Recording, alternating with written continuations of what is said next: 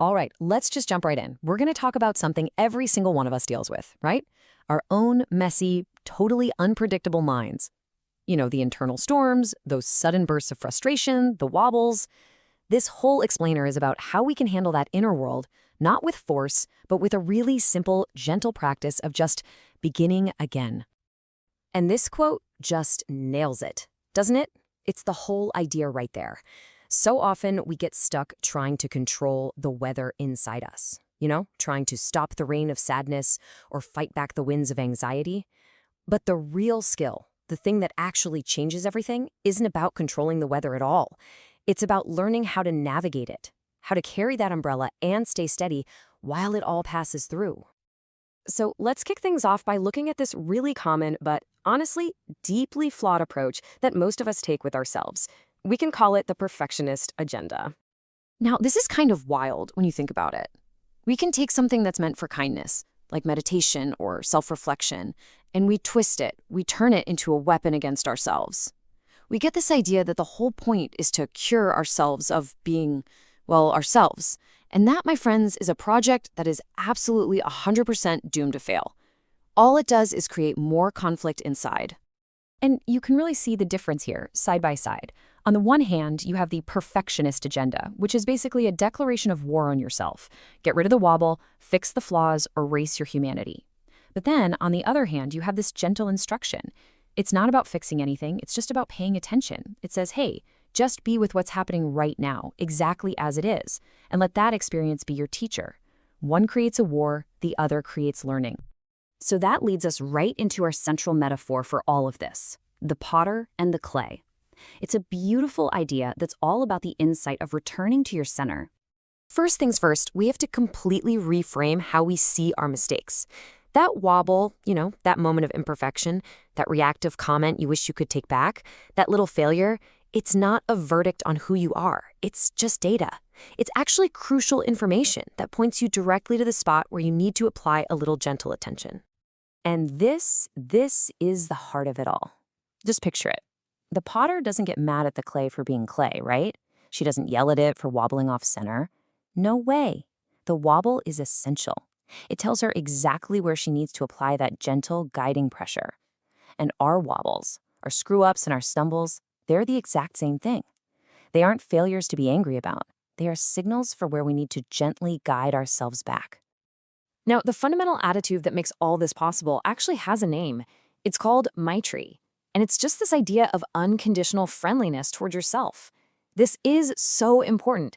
It is not a prize you win after you've become perfect. It's a discipline. It's something you practice all along the way. In our metaphor, Maitri is the potter's wet hands.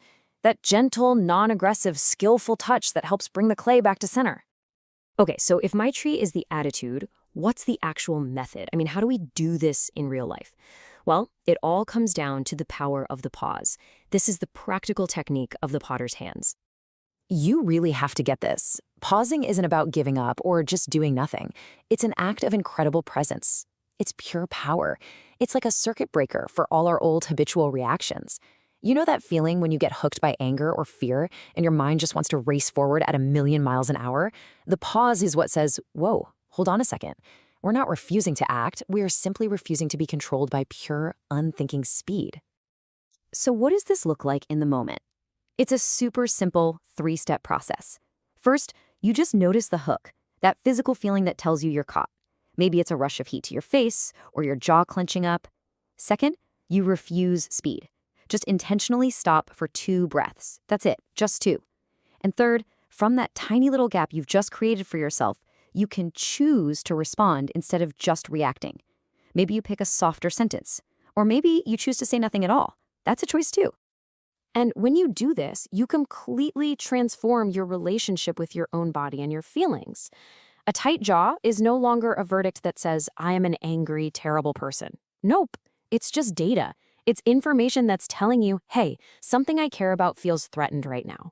And the moment you see it as data, you get the power back. You get to choose what you do with that information. So what's the big picture here? What's the whole point of this? Where does this little repeated practice actually lead? Well, it leads to a more livable life. It's all about creating a useful vessel, not some flawless piece of art.